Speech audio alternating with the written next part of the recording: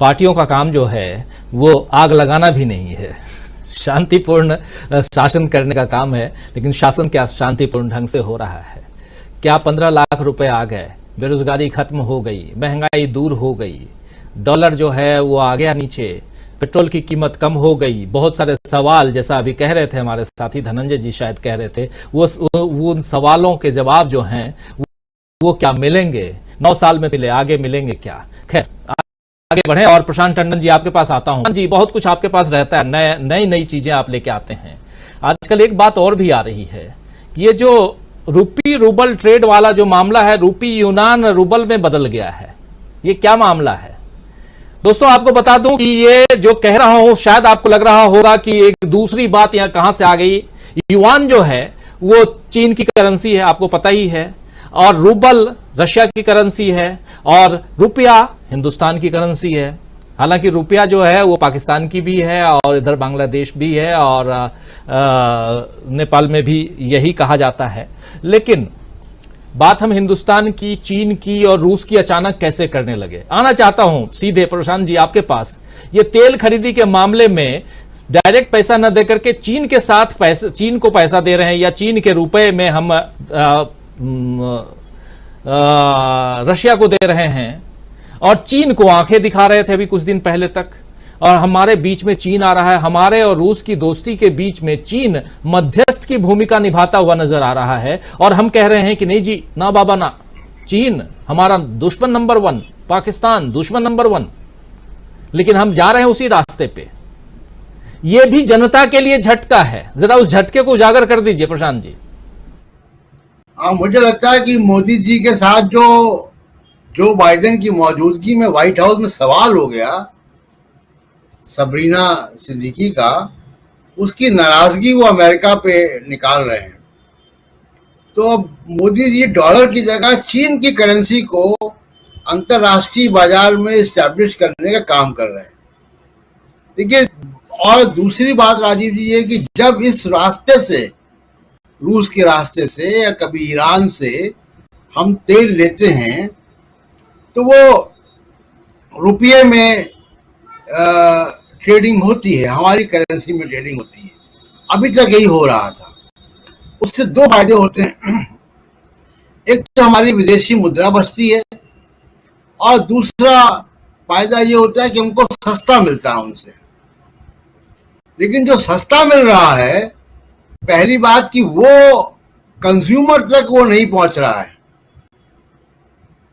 वो oil refinery कंपनियां अपने जेब में उस प्रॉफिट को रख रही हैं।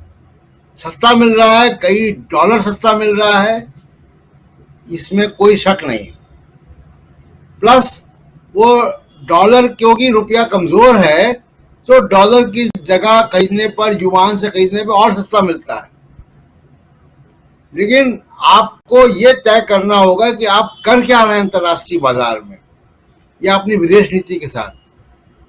तो आप बड़ी एक कंट्री, जिसका कि चीन से आपने केवल अभी टिकटॉक बैन किया है, और टिकटॉक बैन करके आपने लाल आंखें दिखाई हैं, हमारे 16 जवानों की मौत का आपने वो लिया है बदला उससे। वो आपके यहाँ बैठा हुआ है, वो गांव के नाम बदल देता है, वो अंदर घुस आता है, उसकी करेंसी को आप मजबूत कर रहे हैं। और चीन तो अंतरराष्ट्रीय करेंसी मार्केट में बहुत खेल करता है। आप उसके पार्टनर इन क्राइम हो गए। हम ईरान से भी तेल कई बार लेते हैं जो कि रुपये पे होता है, और पिछली अमेरिका की सरकार में, ट्रंप की सरकार में कई बार हमारे रिस्ट्रिक्शन लगते थे। बुश की सरकार के दौरान भी लगे रिस्ट्रिक्शंस। हम कोई अल्टरनेटिव रूट से पेमेंट करते थे उन कंपनियों को। कलकत्ता में बैंक, यूको बैंक में या कहीं अकाउंट खोला गया था, और वो जर्मनी के थ्रू, कभी दुबई के थ्रू पेमेंट होते थे। अब आपने चीन की ताकत, चीन को मजबूत करना शुरू कर दिया। ये बड़ी हैरानी की बात है। और उसका कोई जो आपको प्रॉफिट मिल रहा है वो कंज्यूमर को भी नहीं जा रहा है कि पेट्रोल सस्ता हो जाए, डीजल सस्ता हो जाए, वो भी नहीं हो रहा है। दूसरी बात जो राजनीति की बात है, राजीव जी, जो हम लोग चर्चा कर रहे हैं वो ये कि आप 9 साल आपको हो गए, ये कोई दिन नहीं है, मौका नहीं है पूरी सरकार के 9 साल के काम को रिव्यू करने का, लेकिन काम कुछ है नहीं। आप देखिए कर्नाटक से लेकर भोपाल तक या अभी 3 राज्यों में मोदी जाने वाले हैं। क्या मोदी जी अपने 9 साल की उपलब्धियों की बात कर रहे हैं? वो 2-3 बातें करते हैं कि 2014 तक कुछ नहीं हुआ था, और दूसरी बात विपक्षी नेताओं पे आरोप लगाते हैं, कारें गिराई हैं ईडी लगा के, सीबीआई लगा के, नोटबंदी की है, जीएसटी लगाई है, इकोनॉमी का बाजा बजा दिया है, बेरोजगारी अपने 40 साल के चरम पर है, महंगाई इतनी है कि जो खरीदने का जो ताकत है कंज्यूमर की, बाइंग पावर, वो कम हो गई है बुरी तरीके से चारों तरफ। मतलब कोई एक ऐसा क्षेत्र नहीं है जहां पे ये कहा जा सके कि गवर्नेंस के मामले पे आपने कुछ नहीं किया होता तो 2 कानून ही सही ले आते। गुजराल साहब बहुत कम समय के लिए प्रधानमंत्री रहे, लेकिन एक बढ़ गए वो गुजरात नाम से। वीपी सिंह कम समय के लिए प्रधानमंत्री बने थे, मंडल कमीशन और सामाजिक न्याय को का एक बड़ा कदम उठा के चले गए ना वो। आपने एक भी ऐसा काम नहीं किया। याद करें कि जैसे आज मैं गुजराल जी को याद कर रहा हूं या मैं वीपी सिंह को याद कर रहा हूं, मैं मनमोहन सिंह, इनके कार्यकाल लंबे थे, बहुत कुछ काम किया, मनरेगा से लेकर आरटीआई और दुनिया भर के आर्थिक रिफॉर्म्स, मैं उसकी बात नहीं कर रहा हूं। बात यह कि मोदी जी ने क्या किया है। कोई एक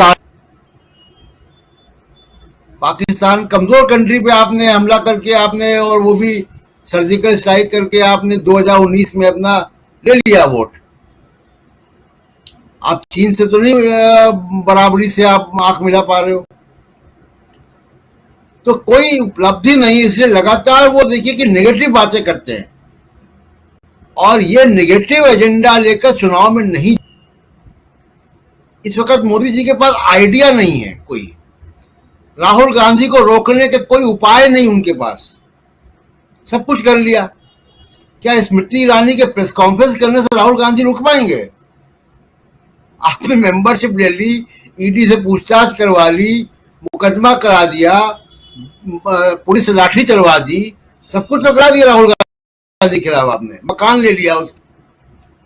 तो स्मृति ईरानी से प्रेस कॉन्फ्रेंस करा के आप राहुल गांधी को नहीं रोक पाएंगे।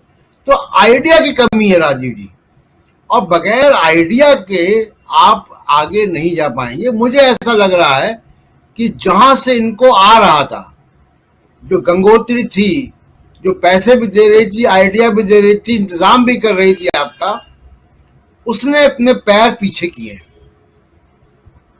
इसलिए मोदी जी के का कॉन्फिडेंस आ रहा है। टेलीप्रॉम्प्टर ऑफ होता है तो वो गड़बड़ा जाते हैं, वो कॉन्फिडेंस कहीं से कम आया, कोई एक स्विच जो है वो बंद हुआ है पीछे से। राजीव जी, कोई स्विच बंद हो गया है और बंद होने के बाद सब कुछ गड़बड़ हो रहा है। सुनील शुक्ला जी, आपको भी ऐसा लगता है क्या?